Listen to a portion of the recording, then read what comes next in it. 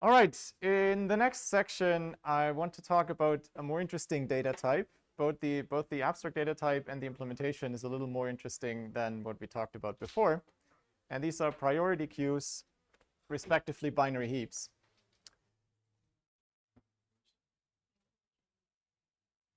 So let's have a quick look on Slido if you already know what heaps are. I know that quite a few people said they haven't seen it, in which case you will probably just guess. Maybe we can get a few more answers in.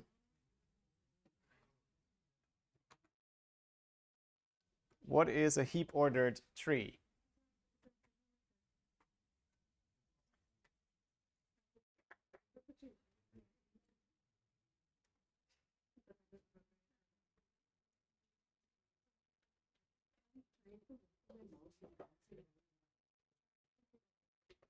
Five, 4, 3, 2, 1, and locked. All right. There's your answer. And well, I can reveal it at this point, but no, didn't want to unlock. This might reflect that you were thinking of binary search trees. The way I ask this question and put this mean answer in is because people often confuse the two. So you're not alone. We'll talk about what binary tree heaps are in a second. But first, the abstract data type. You can't see that one. All right. Forgot my mouse for today, so I flip back and forth all the time. Before we talk about binary heaps, the abstract data type is called a priority queue. And I put this seed in if you ever get a free upgrade. Maybe you get to skip in the boarding the other queue where the plebs has to wait, and you can just walk past because you've been assigned higher priority. That's roughly what a priority queue also allows in a more structured way, but it's maybe a bit more socially acceptable. So what is a priority queue? It's an abstract data type, so it's defined by operations. You can construct one from a given set of elements. You can insert something, and now you don't just insert some element X, but you specify a priority for this element. Think of this as just any number. It doesn't have to be a fixed set of categories. Can be anything you can compare. And then the priority queue allows you to get quick access to the element with the maximal priority, and also allows you to remove that one. And sometimes it allows you to change the priority queue, the priority of an existing element that's already in the queue. All right. And you can check if it's empty. It's a building block for many algorithms. Again, I think a key success of computer science was this abstraction of finding as an abstract block that you can use this notion of a priority queue. That led to many developments. Maybe I'll touch on this later a bit more. There's always two versions of a priority queue depending on the application. One or the other is more natural. I said everything about maxima, but you can take minimum instead. Of course, you can negate the priorities, then you also get this. So these are the same. I'm using the max-oriented version in this unit because this is how the book I recommended, or the videos and the book I recommended, is formulated, but both works. Let's have a quick test if this definition is clear to you.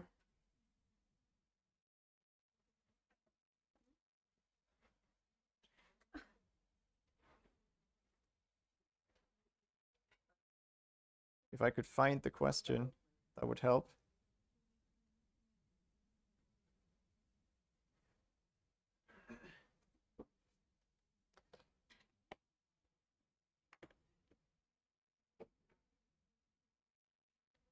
You can think about it, and I'll try to find the question.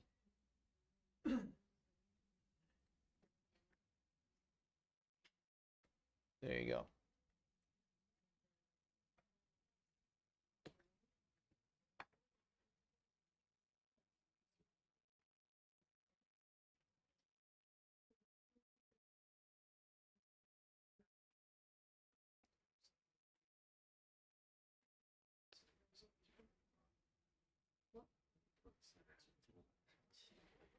So what I mean here by these numbers is the numbers are the elements and the priority itself. They are the same in this case. That's what you often do if you just discuss the abstract implementation.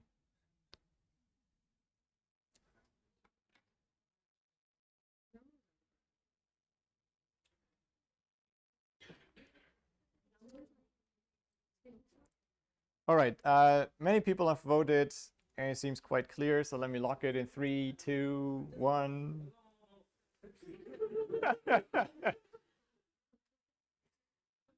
One. All right. Okay, that works. Well done.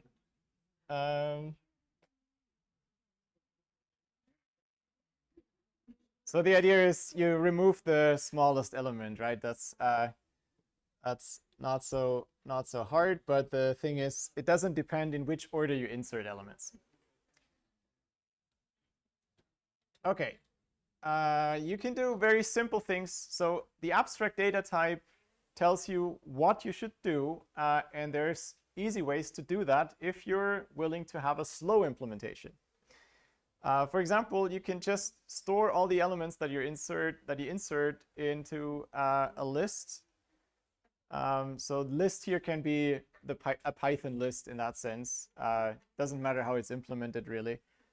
Then you can append in constant time or constant amortized time. But to find the minimum or maximum, you have to walk through the list and compare everything. You can do the opposite. You can keep everything completely sorted. That's great because you can find the smallest element right at the front or the largest right at the back. But if you want to insert, it's not so clear how to do this. If it's an array, you would have to copy things over and you have to find the insertion position. But these are easy ways how you can do it. And what we'll discuss next is something that's trying to come to be between those two extremes. A completely unordered list is slow for finding a minimum. Completely sorted is slow for inserting. Can we have something like a slightly sorted list? And this is what binary heaps effectively are. And they also have the neat additional property that new elements are added at the end. So you can use, again, tricks like resizable arrays to get that in constant amortized time. Now, I don't want to spend much time on this. Heaps are essentially trees for me, but you can store them in an array because they happen to have a specific shape. But let me illustrate this here just in a simple example. What I mean by level order. So we'll work with the tree view for the rest of this unit. So we'll just think of nodes, and they can have two children, a left child and a right child. And they can have a parent. And so we'll have properties about this. I'll come to that in a second. That's important for this mapping. But you can actually store the elements not in a tree where, say, you represent each node as an object with 2 pointers to its children and maybe another pointer to the parent. Instead, you can store them just in one plain array by listing the nodes in level order. So you walk first the root, then the children of the root, then the grandchildren of the root, and so on, always left to right. Okay, that's called level order.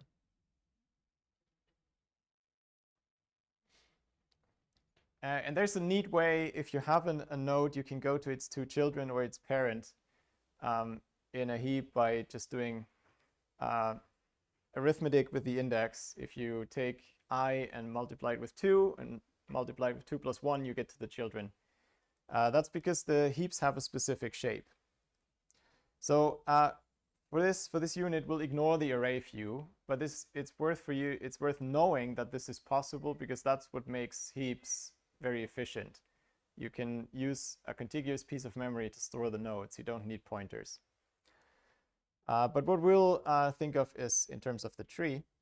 Now, what is a heap? What's a binary heap? It is a tree with two properties. First, it's a complete binary tree, which means it looks something like this tree up here. But slightly more generally, it can have more children at the next level, but it will always have all the children flush left, as far to the left as possible. And apart from the last level, all the other levels have to be completely full. Okay, so every node has exactly 2 children, except when it is on the penultimate level.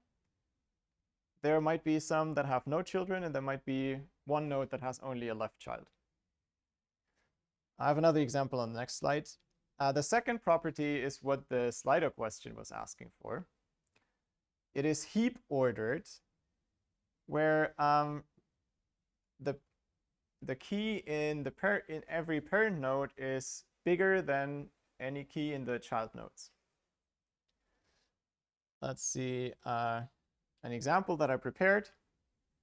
That's a binary heap with just numbers for the keys. It has the shape that we want, because every node has exactly 2 children, except for some on the second to last level. And at every node, it's true that its key, its number, is bigger than both of its children. Okay? That's a binary heap. Clear?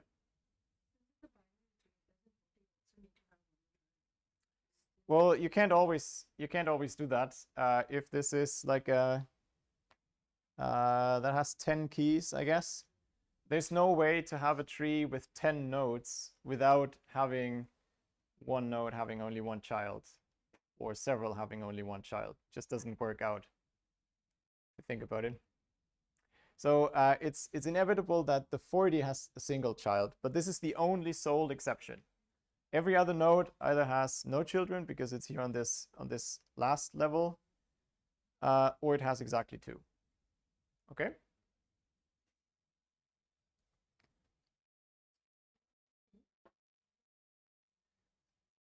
Now you might wonder, why do we like this weird kind of tree?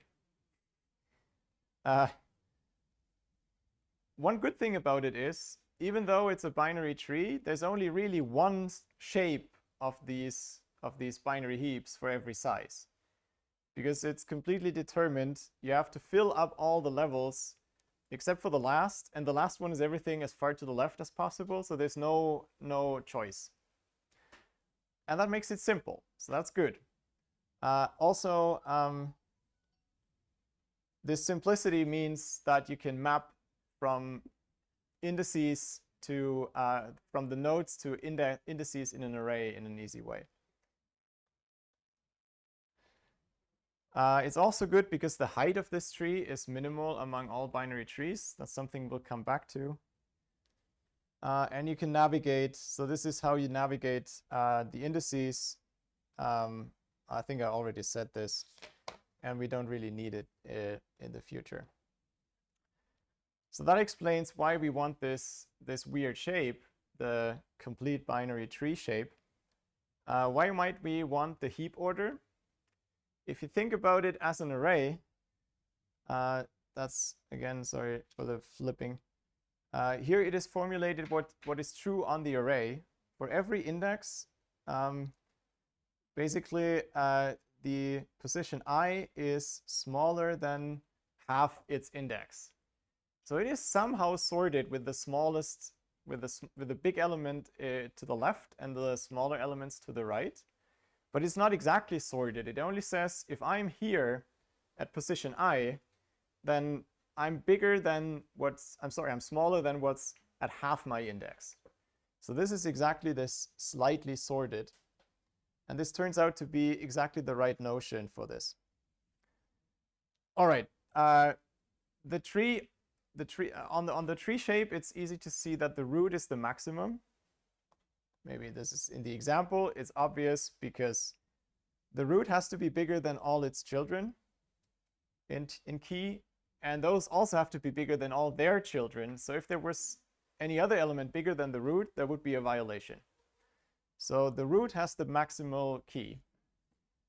And that's one of the operations we wanted, so that's good. And along the paths of the tree, things are in order. So again, I drew one path here. If you follow any path from the root down the tree, you always see a decreasing sorted list. Okay, so that's this slightly sorted in yet another term. And I think I'll have to finish today with this cliffhanger. So it's a slightly sorted list. It seems good because we can find the maximum. What I haven't shown you today is how you can maintain this. Remember, priority queues want to allow these operations of removing the maximal element, adding new elements, and maybe even changing keys. And we'll have to make sure that these operations don't break these invariants. They want to take one binary tree, one binary heap, and create a new binary heap. And we'll see next time how this works.